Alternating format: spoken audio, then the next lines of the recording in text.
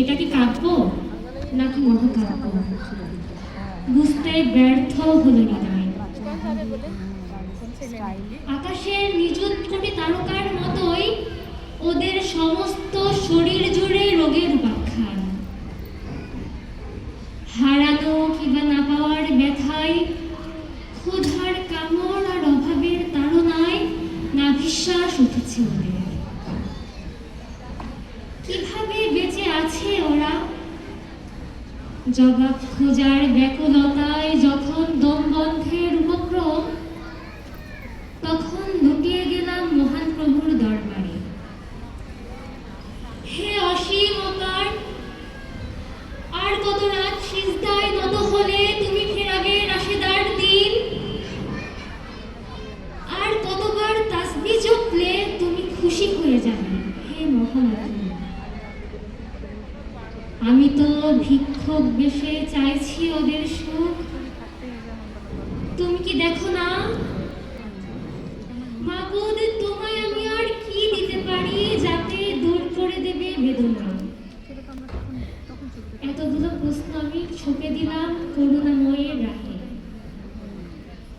এ কি অদ্ভুত, সাথে সাথেই বুঝি উত্তর তিনি এঁকে দিলেন হৃদয় পটে। জবাব পেয়ে বুকটা আমার চমকে উঠল যেন। সভ্যতা নাকি নির্মিত হয়েছে আমারই কর্মফলে, আমারই হাতের মুঠোয় বন্দি ওদের ভবিষ্যৎ। আর আমি কিনা পরিত্রাণতে চেয়েছি সন্ন্যাস জীবনে। আমি তবে করছি ওদের এমন অবজ্ঞা, দোয়ার আড়ালে লুকিয়ে তবে এমন অমানবিকতা। আহ, কত বোকা! কেমন করে হলাম এমন দায়িত্ব জ্ঞানহীন? কেন আমি হতে চাইনি রাহবার, কেন জানতে চাইনি মশাল, আগেই কেন বুঝিনি আমি দায়ভার সব আমার? তবু এতদিন বাদে হচ্ছে আমার এমন বোধোদয়, দায়িত্বের বোঝা কাঁধে নিয়ে আমার বিবেক কি করে ঘুমায়। উত্তর যেন পেলাম আবার, বললেন খোদা ডেকে, সুলভে বান্দা, পথ খুঁজে পাই তারাই যারা পুণ্য হয়ে খুঁজে।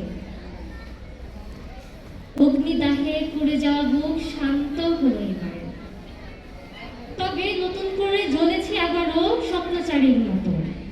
আমি হব অগ্রজ আর সামনেই হব সবার। আসসালামু আলাইকুম।